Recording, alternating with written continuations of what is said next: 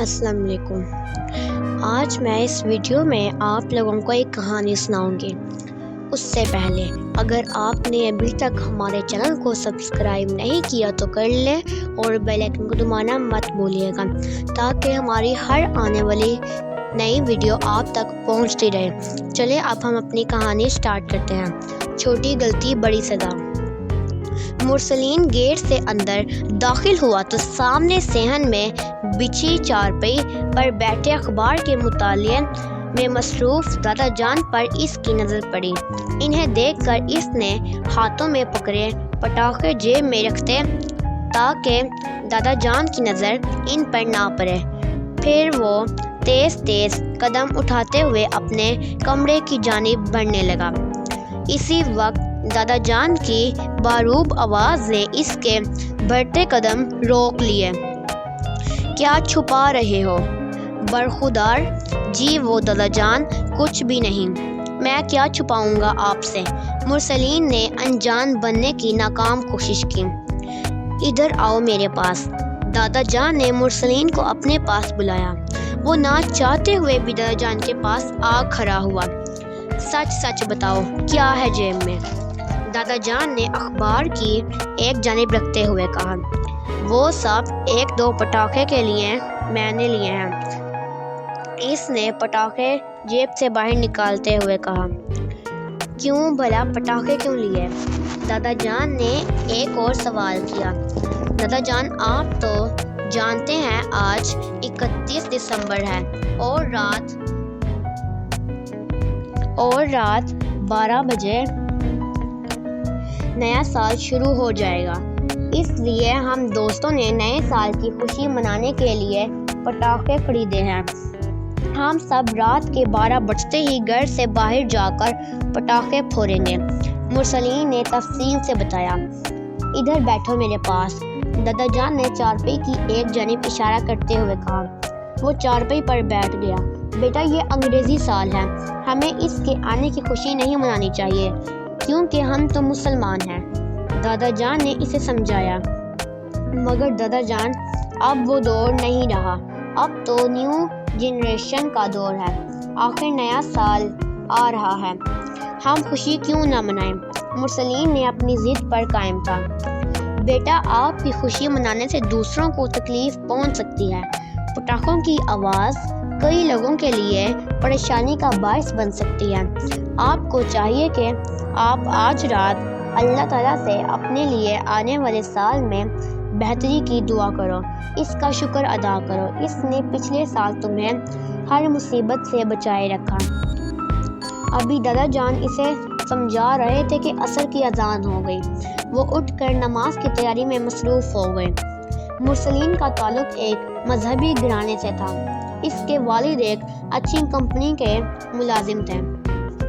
اس کا بڑا بھائی میڈیکل کا طالب علم تھا۔ وہ خود 10ویں جماعت کا طالب علم تھا، جبکہ اس کی چھوٹی بہن ہمیشہ 7ویں جماعت میں پڑھتی تھی۔ مرسلین اپنے گھر والوں سے مختلف تھا۔ وہ ہر خاص و عام موقع سے لطف اندوز ہونے کی کوشش کرتا۔ اس کے والدین نے اسے کئی بار سمجھایا مگر وہ اس سب سے باز نہ آتا۔ اب بھی وہ نئے سال کی خوشی پر پرجوش طریقے سے منانا چاہتا تھا۔ اس نے منصوبے کے مطابق اپنی تیاری مکمل کر لی تھی اور بڑی شدت سے رات کے 12 بجنے کا انتظار کرنے لگا۔ جوں ہی 12 بجے وہ گھر سے باہر آ گیا اور بھی کئی لوگ اپنے گھروں سے باہر نکل آئے، جس کی وجہ سے بازار میں چہل پہل ہو گئی۔ ہر کوئی ایک دوسرے کو نئے سال کی مبارکباد دے رہا تھا۔ مرسلین اور اس کے دوستوں نے پٹاخے پھوڑے، پھر وہ سڑک پر ون ویلنگ کرنے لگے۔ موٹر سائیکلوں میں سائرنز نہ ہونے کی وجہ سے بہت آواز ہونے لگی۔ وہ اس سب سے بہت لطف اندوز ہو رہے تھے۔ ابھی وہ اس سب میں مشغول تھے کہ انہیں دور سے آتی ایمبولینس کی آواز سنائی دی۔ مرسلین بولا، کیوں نہ ہم ایمبولینس کا راستہ روکیں؟ اس کا دوست اس بولا، نہیں ہمیں ایسا نہیں کرنا چاہیے، ہو سکتا ہے کوئی ایمرجنسی ہو۔ مرسلین بولا، نہیں یار، ایسے ہی کچھ لوگ ایمبولینس میں سفر کرتے ہیں تاکہ وقت پر مقررہ جگہ پہنچ جائیں۔ اچھا چلو نا، سب تیار ہو جاؤ، ایمبولینس قریب آ رہی ہے۔ لطف اٹھانے کا یہ موقع پھر نہیں ملے گا، مرسلین نے منت کرتے ہوئے کہا۔ اچھا ٹھیک ہے، سب نے ایک زبان کہا اور سڑک پر جگہ چھوڑے بغیر کھڑے ہوئے۔ ایمبولینس آئی تو وہ سب اس کے سامنے ون ویلنگ کرنے لگے۔ ایمبولینس کی ایمرجنسی ہارن کا بھی ان پر کوئی اثر نہیں ہو رہا تھا۔ وہ کبھی ایمبولینس کو آگے نکلنے دیتے تو کبھی خود اس کے سامنے آ جاتے۔ کافی دیر ایمبولینس کو تنگ کر لینے کے بعد وہ سامنے سے ہٹ گئے اور خوب کہکے لگانے لگے۔ یار مرسلین، تم نے سچ کہا تھا، ایسا موقع پھر دوبارہ نہیں ملنا تھا، مرسلین کے دوست کامران نے کہکا لگاتے ہوئے کہا۔ کچھ دیر بعد مرسلین کے فون کی گھنٹی بج اٹھی۔ اس نے فون اٹھایا۔ فون اس کی امی نے کیا تھا۔ مرسلین بولا، جی امی، کیا ہے؟ بیٹا تم کہاں ہو؟ اس کی امی روتے ہوئے بولی۔ کیوں امی، کیا ہوا؟ سب خیر تو ہے؟ اپنی امی کی روتی ہوئی آواز سن کر وہ بکھلا گیا۔ بیٹا تم جلدی سے ہسپتال آ جاؤ، مبین کا ایکسیڈنٹ ہو گیا ہے۔ اس کی امی نے روتے ہوئے اسے ہسپتال کا نام بتایا۔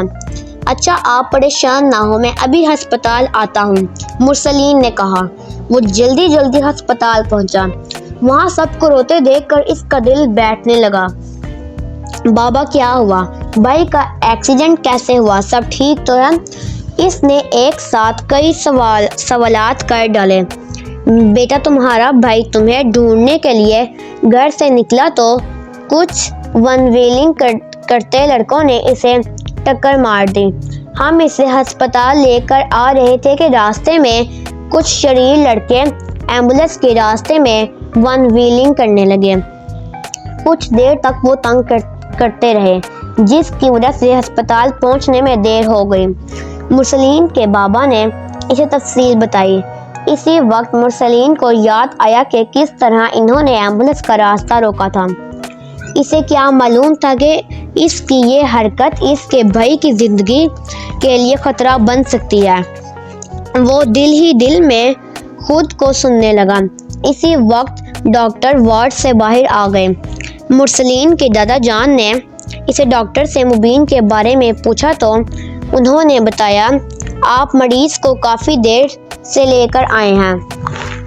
زیادہ خون بہہ جانے کی وجہ سے مریض کی زندگی خطرے میں ہے۔ آپ اللہ سے دعا کریں، ہم بھی انہیں بچانے کی پوری کوشش کریں گے۔ یہ کہہ کر ڈاکٹر چلے گئے۔ مرسلین خود پر قابو نہ پا سکا اور چھوٹے بچے کی طرح بلک کر رونے لگا۔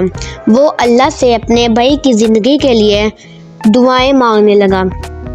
پھر وہ اٹھ کر دادا جان کے پاس گیا اور ان کے سامنے دونوں ہاتھ باندھ لیے اور بولا، دادا جان مجھے معاف کر دیجیے، میری وجہ سے میرے بھائی کی یہ حالت ہے۔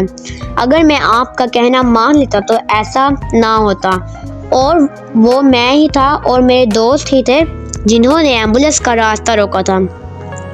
آپ مجھے جو چاہیں سزا دیں، میں تیار ہوں، میں اپنے بھائی کا مجرم ہوں۔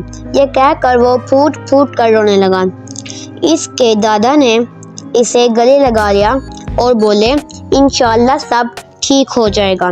جی بہتر، مرسلین نے کہا اور پھر سے اپنے بھائی کے لیے دعائیں مانگنے لگا۔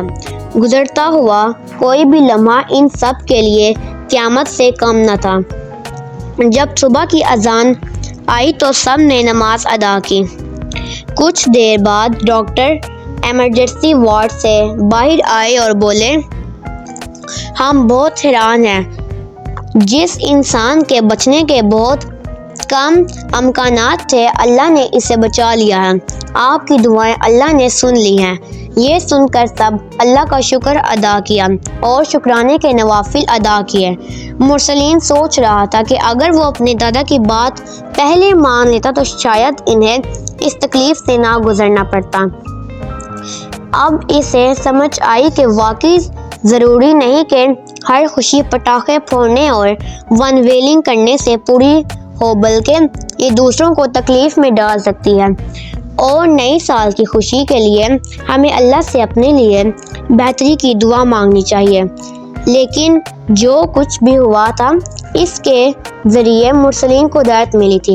نئے سال کے سورج کے پھیلنے والی روشنی کو دیکھ کر مرسلین کو ایسے محسوس ہو رہا تھا جیسے اس روشنی سے اس کے ضمیر پر چھائی تاریکی آہستہ آہستہ ختم ہو رہی ہو۔ اسے نئے سال کا تحفہ اللہ تعالیٰ نے اس کے بھائی کی زندگی کی صورت میں دیا تھا۔ وہ ایک بار پھر اللہ کا شکر بجا لایا۔ یہ تھی میری کہانی۔ اللہ حافظ۔